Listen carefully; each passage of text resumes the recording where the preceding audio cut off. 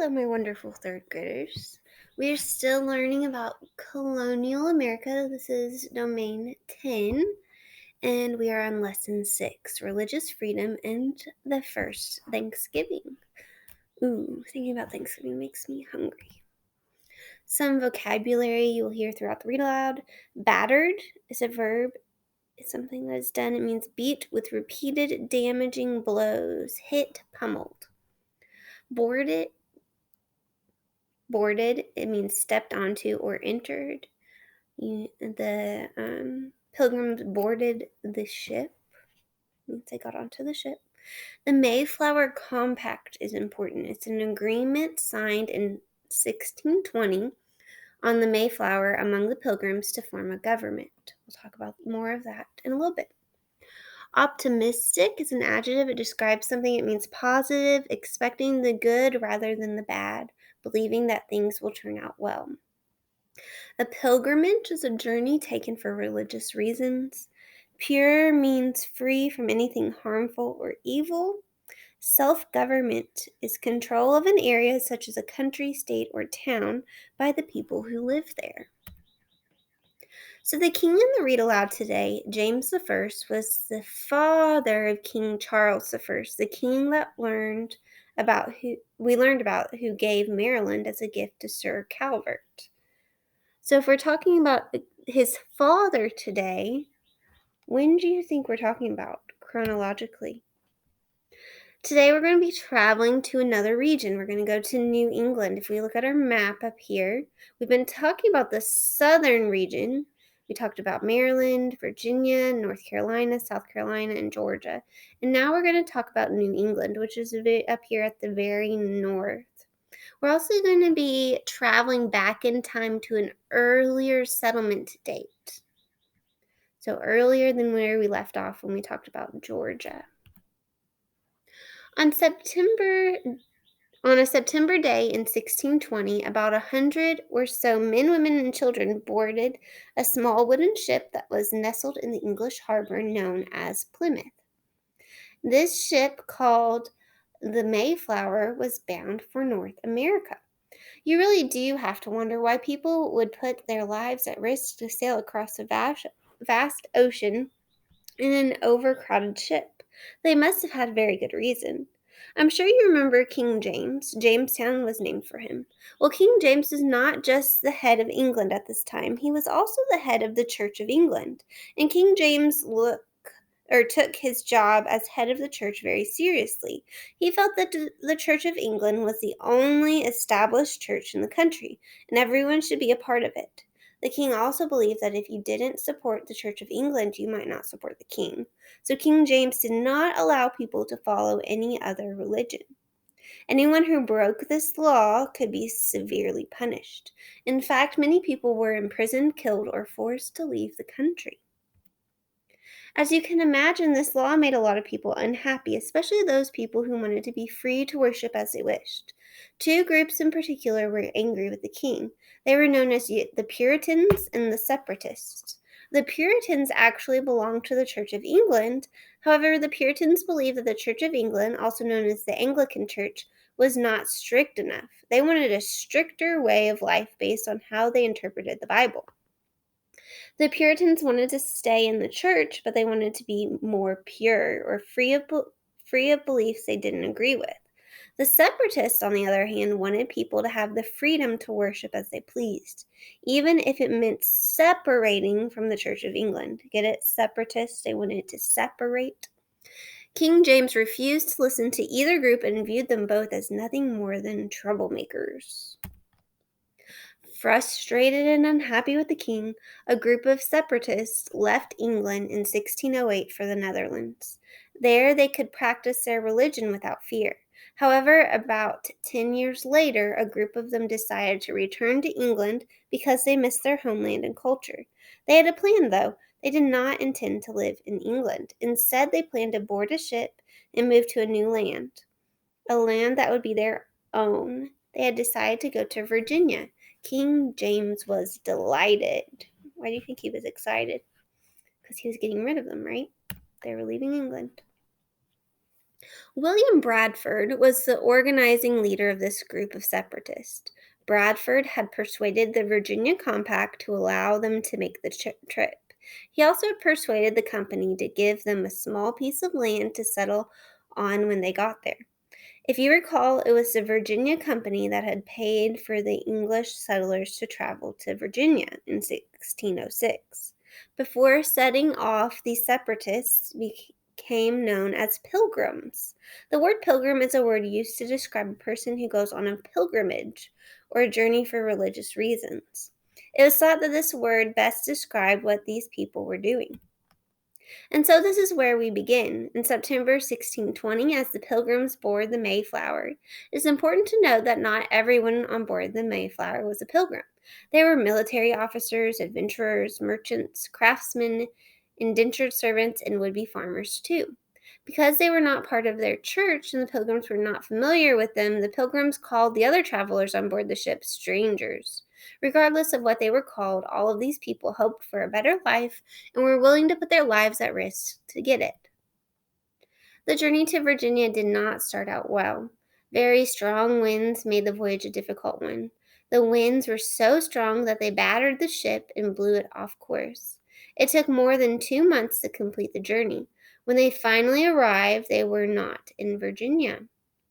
At the first sight of land, the captain instructed that they drop anchor. Although those on board were happy to see land after 2 months on board a ship, it soon became clear that they were not where they were supposed to be. For one thing, the weather was much colder than they had been prepared for. Because they were far north of the area granted to them by the Virginia Company, the Pilgrim leaders on board drew up a plan outlined for how their colony should be governed, even before landing their ship. That's right. Right there on the ship, they decided what the rules should be and who would make them.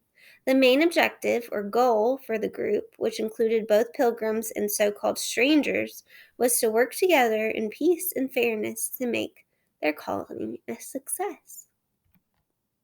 This document, written by William Bradford and the Pilgrims' religious leader William Brewster, became known as the Mayflower Compact. Most of the men on board the Mayflower signed the agreement, 41 of them to be exact. Once again, women and, of course, children were not included. Today, the Mayflower Compact is a very important document because it was the first document in the English colony to guarantee self-government.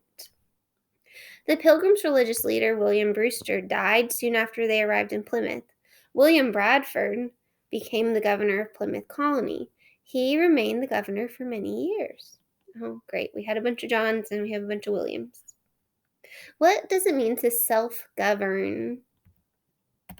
It means the people are governing themselves, right? They're saying that they are in charge of making their own rules and not the government of England. Here is a picture of the actual Mayflower Compact that they drew up with their rules and everything. This is what the Mayflower Compact says. In the name of God, amen. We whose names are underwritten, the loyal subjects of our dread sovereign, Lord King James, by the grace of God, of Great Britain, France, and Ireland, King, defender of the faith, and having undertaken the glory of God and advancement of the Christian faith and the honor of our king and country, a voyage to plant the first colony in the northern parts of Virginia, do by these presents, solemnly and mutually, in the presence of God and one another, covenant and combine ourselves together into a civil body politic, for our better ordering and preservation, and furtherance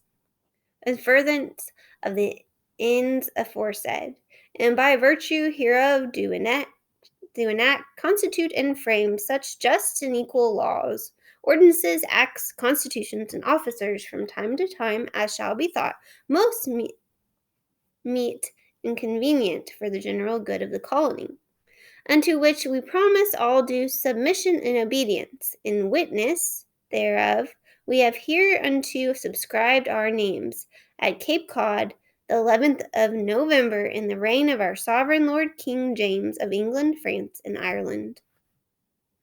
the 18th, and of Scotland the 54th. Anno Domini 1620. Remember the year of our Lord, Anno Domini 1620.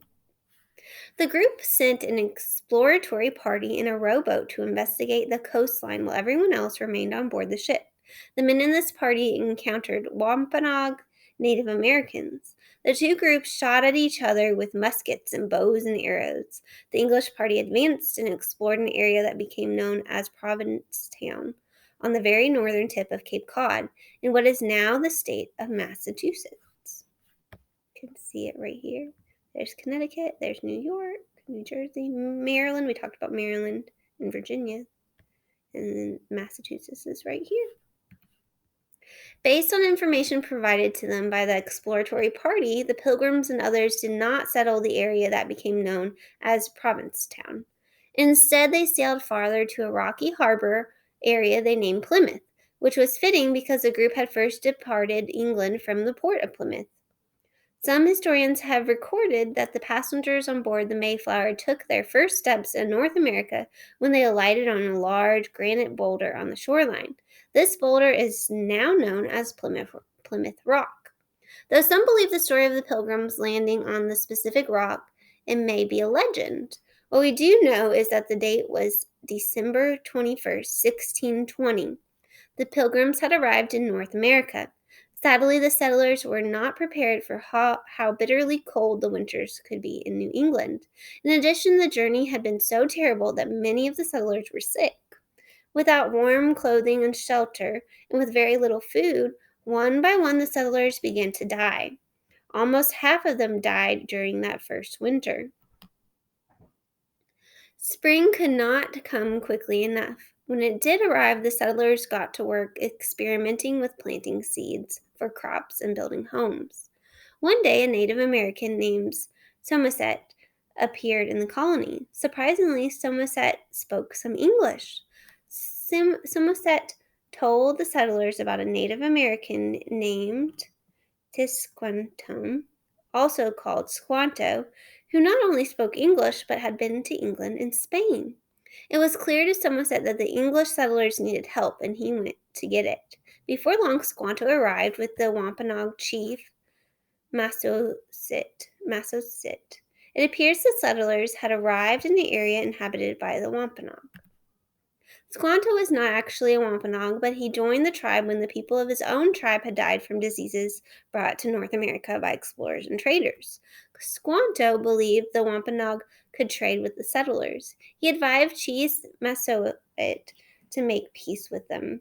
It is believed that Squanto showed the settlers how to grow crops such as corn, squash, and beans in the New England soil.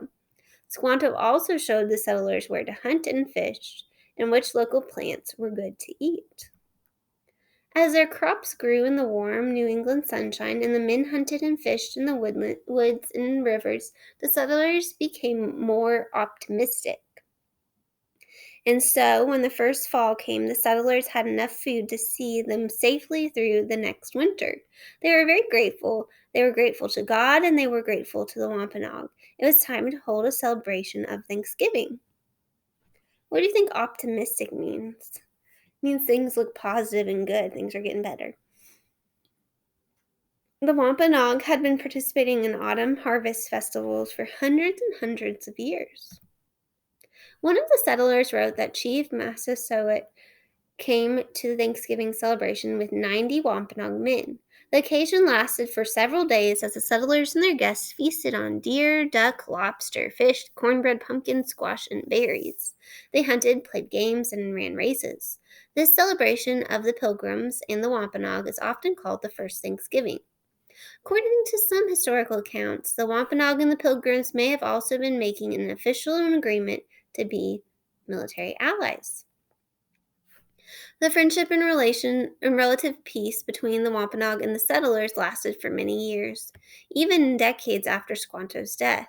Eventually, however, as more and more new settlers poured into this new area of North America, the friendly relations broke down.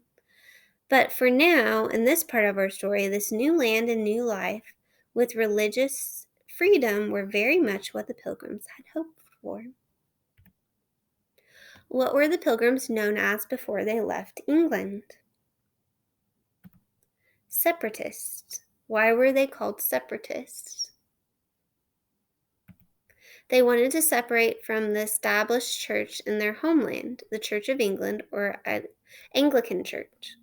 What is the name for the kind of religious journey the separatists took when they boarded the Mayflower and came to North America? A pilgrimage. Who was William Bradford? He was the leader of the group of separatists, a founder of Plymouth, along with religious leader William Brewster, and he became the governor of Plymouth. How did the Pilgrims know that they were not near Jamestown? They had been blown off course when the Mayflower had been battered by a storm. The weather was much colder than they expected. Describe the significance of the Mayflower Compact. Why was it important? What did it do? It was the written plan the Pilgrims' leaders set up while still on the Mayflower to agree on what rules they would have in their colony and how they would get along. It was the first document on self-government in the colonies. Why is the year 1620 such an important year in American history? It's the year the Pilgrims arrived in Plymouth, Massachusetts. It was the year in which the Mayflower Compact was signed, which is the first document in the English colonies to guarantee self-government. Did the Pilgrims and others settle in Plymouth before or after the colonists in Maryland and Georgia? Before. How would you describe the relationship between the Pilgrims and the Wampanoag? Our word for today is optimistic. In the read aloud you heard, as their crops grew in the warm New England sunshine and the men hunted and fished in the woods and rivers, the settlers became more optimistic. Say the word optimistic. Optimistic means positive or expecting good things to happen more than bad things. Eudora is so optimistic that she usually cheers up her friends when they're feeling grumpy. Have you ever been optimistic? Have you ever known someone else who is very optimistic? What is this person like? All right, remember to fill this out for Massachusetts. I'm not sure if we will learn more about that tomorrow or not. So the region, it was in the New England region. Geography, climate, we knew it was cooler there, right? And the shore was rocky when they got there. They got on Plymouth Rock. Important dates, 1620, I believe, is when they landed. Key people, we have William Bradford and William Brewster. Industries, we haven't really talked about their industries yet. We don't really know what they grew. We know that the Native Americans taught them how to grow squash and corn, but that's not necessarily an industry. They didn't really make money off of it. Motivations, why did they move there? They moved there because they wanted religious freedom, right, from the Church of England. Major cities, we talked about Plymouth as a city that they've created. And then what do you think the most interesting detail is? And what's something else that you would like to know? Make sure to fill this out in your teacher made worksheet.